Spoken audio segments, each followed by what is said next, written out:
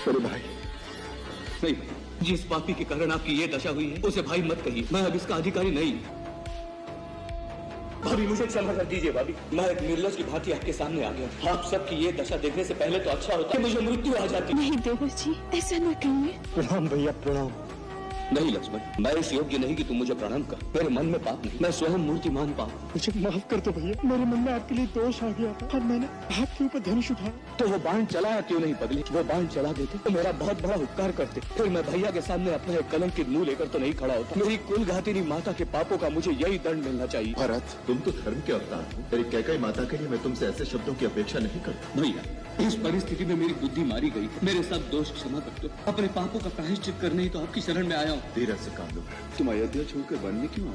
पिताश्री, माताएं सब कुशल से है ना? पिताश्री, कहो भरत, पिताश्री कैसे हैं? मेरे हृदय में संशय उठ रहे हैं। आपका संचय सत्य है भैया। पिताश्री हम सबको छोड़कर परलोक सिधार गए। अनाथ हो गए भैया, हम अनाथ हो गए भैया, हम अनाथ हो गए। हाँ लक्ष्मण, हाँ, राम धीरज से काम करो। गुरुदेव और माताएं भी हमारे साथ आए।